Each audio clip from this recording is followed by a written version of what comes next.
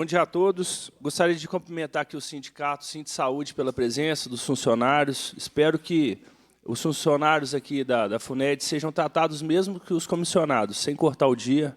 Então, gostaria já de fazer esse pedido ao presidente da FUNED. Presidente, gostaria de fazer algumas perguntas, até me dirigir aqui ao presidente Arlen. Eu tenho em torno de 10 perguntas. Se eu puder fazer a pergunta e ele responder, como é que o senhor acha melhor a gente fazer? Vamos fazer todas e aí ele responde depois, por favor? Pode ser uma por uma. Anota aí, por favor. Senão fica melhor, pode ser não? Como o doutor Paulo fez as duas de uma vez só, né? Aí a gente seguir o mesmo rito. Tá. Se por acaso o senhor exceder o tempo de 3 mais 2, a gente vai te dar mais tempo. É logo. A fábrica foi interditada no início de 2017 e foi inaugurada em março de 2025. Ou seja, ela ficou 9 anos fechada. Destes, total, 6 anos e meio foram durante o governador Zema, mais de 70% do tempo. O senhor considera eficiente o governo que levou quase 7 anos para simplesmente devolver à população o que já existia há décadas? Foram anos de promessas para, no fim, entregar a mesma estrutura de 10 anos atrás. Isso é um avanço ou é uma maquiagem de retrocesso? Essa é uma pergunta importante. Foi feita toda uma festa para a inauguração da fábrica de soros da FUNED em março de 2025. Mas a pergunta que a gente quer saber, ela realmente está funcionando? Recebemos denúncias de que não há nenhuma produção acontecendo no momento. O que está travando a operação? Falta de soros, falta de planejamento, ou o senhor sofreu uma pressão política para inaugurar a fábrica, para gerar manchetes nos jornais?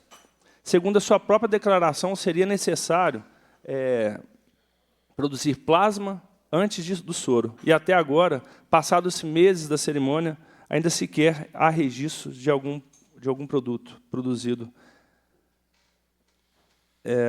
Eu gostaria também de fazer uma pergunta.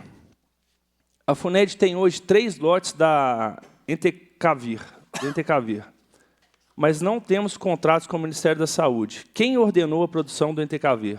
Nós temos mais de 1 milhão de itens no estoque, que valem 9,82 centavos por unidade nos últimos contratos que identificamos com o Ministério da Saúde. Quem mandou produzir? Se vencer no estoque, quem vai arcar com esse prejuízo?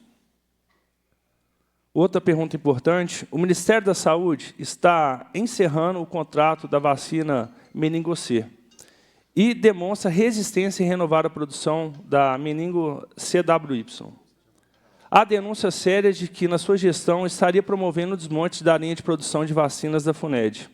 O senhor poderia esclarecer, objetivamente, existe a intenção, de fato, de encerrar a produção de vacinas da FUNED? Se sim, essa decisão foi pactuada com o Ministério da Saúde? Trata-se de uma medida técnica justificada por dados ou é uma decisão política que impactará o SUS do nosso Estado? O senhor foi alvo de um processo administrativo disciplinar, PAD, por infrações graves ao Estatuto dos Servidores, incluindo o descumprimento dos artigos 216, 217 e 246, que trata de deveres como urbanidade, discrição e lealdade, além da vedação à manifestação de desprezo no ambiente institucional.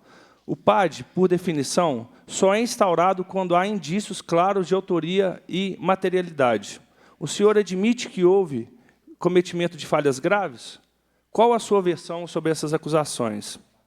Porque, mesmo diante das infrações classificadas como graves, o senhor conseguiu encerrar o PAD, com o termo de ajustamento disciplinar. Assinar um TAD não é, na prática, reconhecer que houve sim uma conduta irregular? O senhor admite que feriu os princípios básicos do serviço público, como descrito na Lei 869 de 1952? O senhor entende que, ao escapar da penalidade do PAD, no meio de um TAD, através de um TAD, passa à sociedade uma imagem de impunidade dentro da sua gestão? Eu acho que esse episódio fragiliza a credibilidade da FUNED e do próprio governo. Gostaria também de fazer uma pergunta. Todos os investimentos que estão acontecendo na FUNED, como o gasto com os profissionais, não só do LACEN, que eu concordo do LACEN fazer parte dessa declaração de investimentos em saúde, mas a fábrica e outros gastos estão sendo considerados como gastos em saúde para o governo do Estado?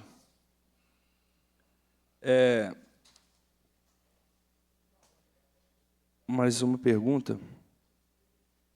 A FUNED assinou recentemente um contrato milionário, no valor de 30 milhões de reais para manutenção elétrica e predial. Como o senhor justifica esses investimentos tão altos, sendo que a fábrica sequer está operando e a produção de vacinas está sendo desmontada?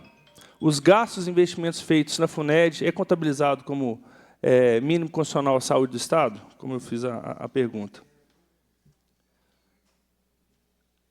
Porque, diante das graves irregularidades apontadas pela Controladoria Geral do Estado, não foi instaurado nenhum processo administrativo contra a empresa responsável pela obra da instalação de tratamento de água. Quem responde por essa omissão? Como o senhor justifica a falta de planejamento técnico-financeiro na reforma da fábrica de soros, conforme apontou a CGE? Quais medidas foram adotadas para esse tipo de erro não se repetir? Por que a FUNED solicitou autorização da Anvisa para retomar a produção de soros em 2020, mesmo sem apresentar estudo técnico e com não conformidades identificadas? Houve pressão política ou institucional para essa decisão? Inicialmente, seriam essas perguntas, presidente, onde eu vou solicitar réplica e tréplica.